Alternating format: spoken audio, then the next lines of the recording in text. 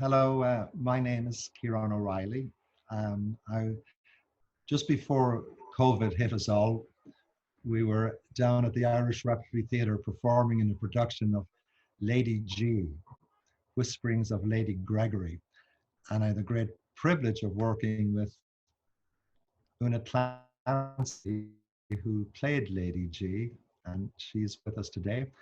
And another extraordinary privilege was getting to advice from James Pethica, who has been an expert on Lady Gregory for many, many decades. And he was so generous and so wonderful with us during our time of preparation and during rehearsals, with so many different nuggets of Lady Gregory's life that I just honestly don't know that we would have gotten it on without his help. So we are eternally grateful for that. James, would you like to tell us a little bit about your background with Lady Gregory? I'm James Pethica. I teach at Williams College, Irish literature and drama and poetry. I've been working on Lady Gregory, as Ciarán says, for many years, working towards an authorised biography of her, and also nearing completion, a selection of her correspondence. And maybe we'll get a chance to talk about what a wonderful letter writer she was. Una, it was one of those things where the planets aligned, and when I approached you about Lady Gregory, I think you actually had already heard of her. I had heard of her. I had heard of her, and it's funny, about not even a year before, I had actually stood at a little gathering at the Irish consulate talking with Neil Bradley about Lady Gregory, and we had gone off in a reverie, and I sort of said to myself, God, I'd love to play Lady Gregory someday. And said it to Neil also. And we had a great exchange about her. And then maybe 7 months later, Ciarán came to me with this great opportunity, which was incredible, to play this amazing woman. It was an honor and a privilege, wonderful process, and a great privilege to try to get inside her skin, her heart, her mind, and play her, embody her, and bring her to Irish America again. And you did it so magnificently, Una. We're so proud watching you every night. Thank you. It was a great collaboration, wonderful in the writing of it, even in the process of working with, in rehearsal, we got to pull it out and try new things. And Ciarán was so open with, just playing and trying to really, really bring it to life, bring her to life. With Terry Donnelly, John Keating, and James Russell and myself on stage, and a wonderful crew, and everybody was wonderful. Extraordinary production, and both the script, what you managed to fit in that 2 hours, and the realization on stage, warm, acute, really powerful. And I do hope there's a possibility of this being revived, remounted at some point. For those who didn't see it, I mean, it was a wonderful experience to be in the audience for that. It was one of my all-time favorite things to work on, I must say. So, James, I don't think there's anyone more qualified in the world to tell us actually who Lady Gregory is. She was born into a large family in rural Galway in Ireland. The youngest daughter, 16 children. Age 27, she got a marriage proposal from a nearby landowner, Sir William Gregory. And that marriage precipitated her into an entirely different environment, which she made the most of. And they traveled in Europe and Egypt and India and beyond. And she made fantastic connections with his colonial governance set. With artists and writers, she got to meet Oscar Wilde, Robert Browning, and so on. He died in 1892. She remade her life, visited the Aran Islands, started reading more widely in the emerging literature of the Irish revival. And then the moment that I think really changed her life, Yeats came to visit in summer 1896 to a nearby neighbor. And she really sought him out and had just started collecting folklore, showed him the work that she had done. They immediately formed a bond. And within a year or two, she was first his amanuensis and then his closest confidant. And the pair of them together become this powerful duo, the key figures in founding the Irish Literary Theatre experiment, the first her effort to bring Irish work onto an Irish stage, free of British censorship. And then in 1904, they found the Abbey Theatre. And they write plays, both of them individually, and then they collaborate on pretty much everything for at least a decade. And during that time, she becomes a central figure, a facilitator, a friend to many in the Irish literary revival, a patron, and an encourager, as well as a writer herself. So that would be the short story. Tell me, how many plays did she actually end up writing? Herself? That's a tough tally. Over 40. There are some, bits and pieces, if we include in the tally, might take it a little higher than that, but low 40s. Una, what would be one of the key characteristics of Lady Gregory in your research of her that you latched onto, that you felt was the thing that ran the engine? That it's in the question, actually, because even talking about the engine, that was a lot of what I latched onto, was really kind of the little engine that could. A dynamo was one of the key words or feelings that I had about her, that she was, relentless, unstoppable, energetic, passionate, but she was a dynamo. She was an incredible little, very tightly packed in a way, and highly charged battery of energy, and ever forward. Well, she really seems like the Renaissance woman to me in this Irish literary Renaissance. She thrashed weeds, she gardened, she cooked, she minded babies and wiped their noses, and she wrote plays and managed the Abbey. The key words for me are like a dynamo of energy, and the other really is service. And it was a great study for me. She's a great study in such a positive attitude towards service. I think we often see service as servility. There's some diminishing of oneself in service or something like that. And to me, she's an example of where she feels enlarged in service. One of her last missives that she wrote to Yeats a few days before she died, where she actually does talk about, she says, "I'm glad to have been of service to my country," which was just so noble and so moving. It actually makes me cry just right now, that she was on her last hours. That letter, that the phrase in it is actually, I've been fruitful in service, right? Fruitful in work, in service. Yes, that's it. And it's a deeply religious commitment to give. Yeah, it's funny. One of the very first things when I started reading her autobiography was her telling about an experience she had as a young teenager, where she sort of wrestled with all the, the Bible and everything that she was being given from her religious training at home. And then she went fishing with her father and woke up in his little fishing cabin one morning and felt like everything had changed, that she all of a sudden felt it wasn't a chore or a burden to do God's will, that he was her friend, and she felt so happy and light and delighted to be of service from that moment on. It was such an amazing thing. I'd love to talk, even though I hate to talk about just men in Lady Gregory's life, but O'Casey, of course, was her discovery. James, do you feel that? Certainly the crucial mentor, when his first scripts were turned down by the Abbey, she was the one who gave the encouragement.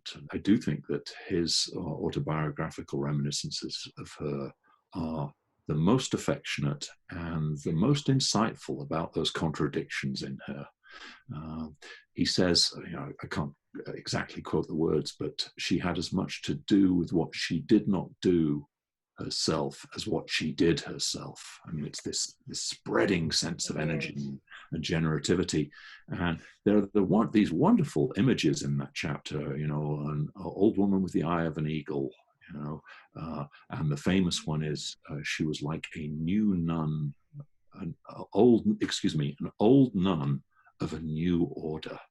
Right, it's got the religiosity, the 19th century quality, and then this other thing which is incredible what is happening. She transcends, she breaks the mold. And there's that wonderful phrase that Ciarán chose to include also, which was from O'Casey, which was that she was a blend of the Lord Jesus Christ and of Puck.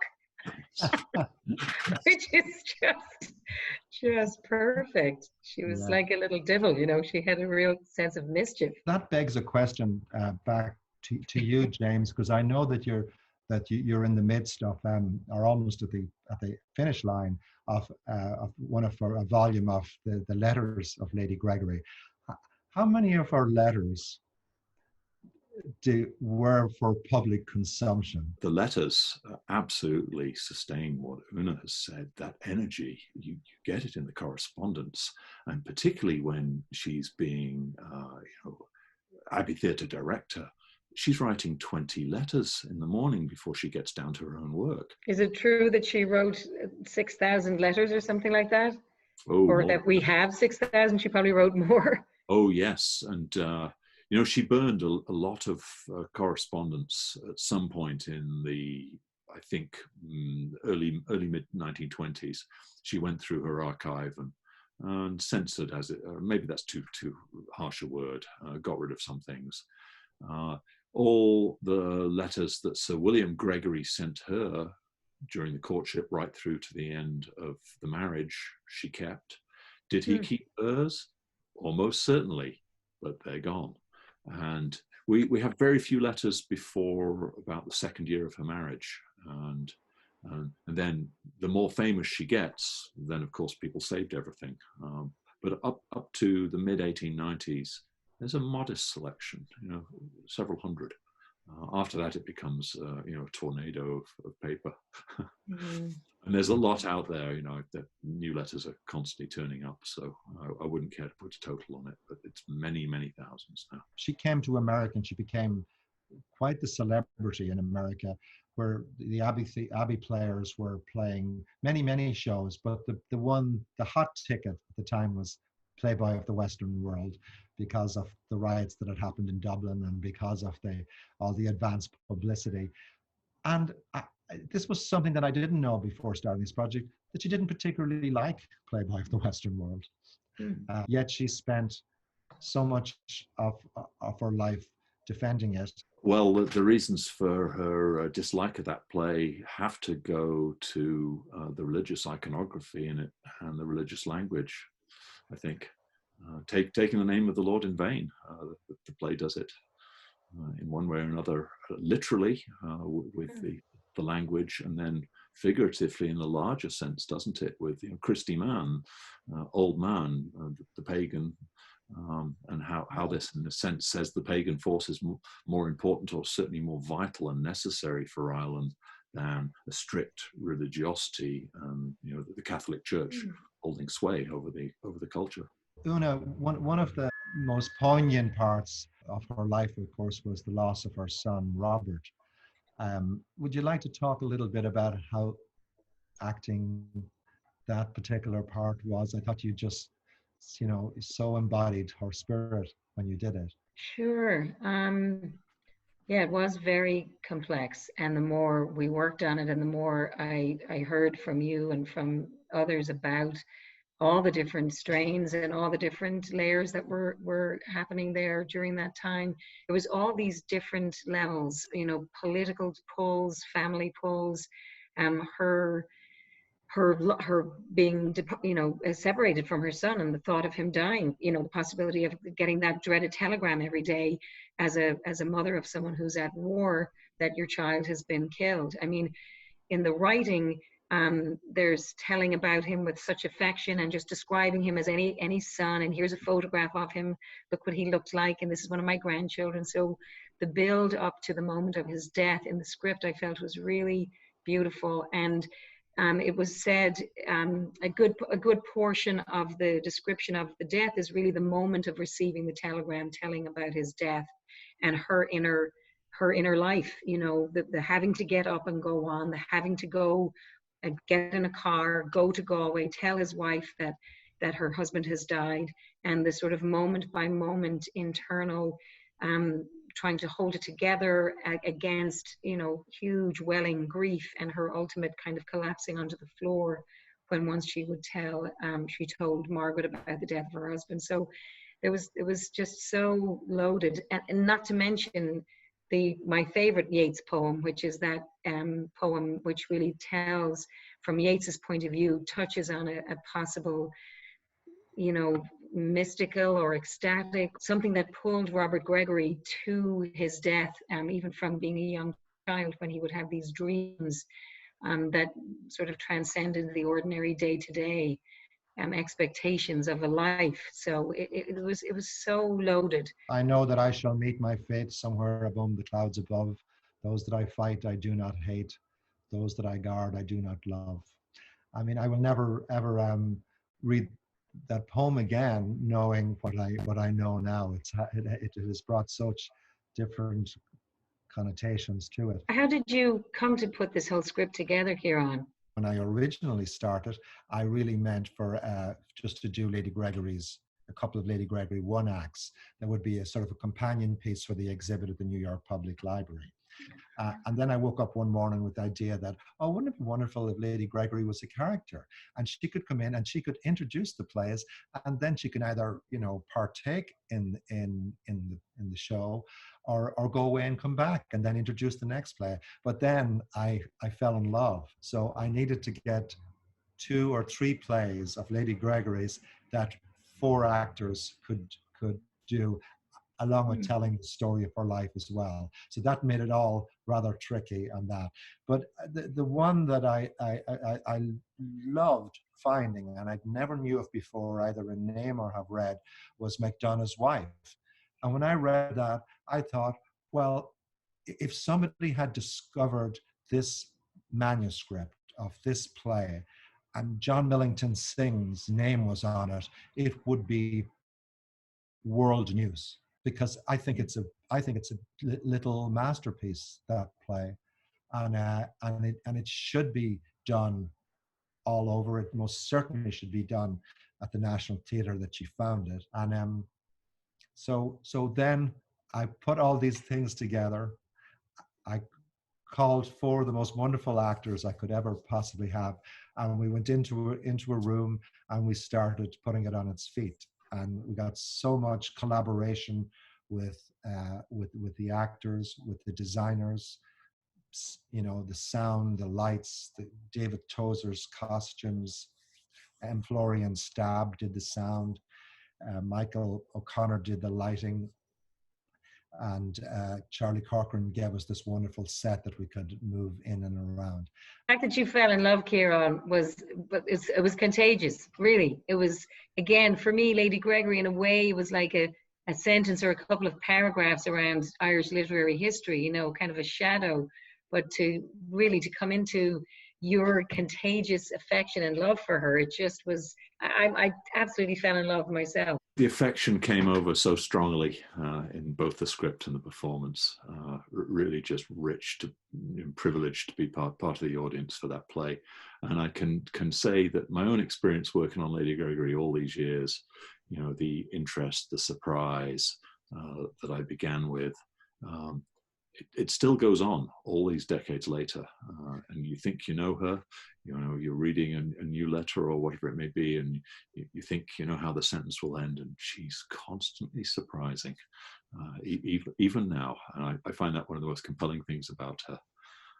Well, guys, thank you so much for joining us on our Irish Repertory Theatre show, which we're calling Meet the Makers.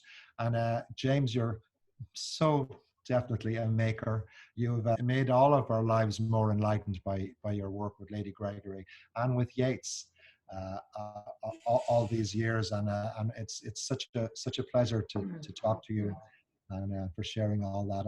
And Una, thank you so much for playing Lady G at Irish Rep. Thank you all. It's been such a pleasure. So great to talk about her again and bring her back. So thank you all. Yes, thank you all. A real pleasure, and I'm sure we'll be talking more. All right. Bye-bye. Bye-bye. Okay.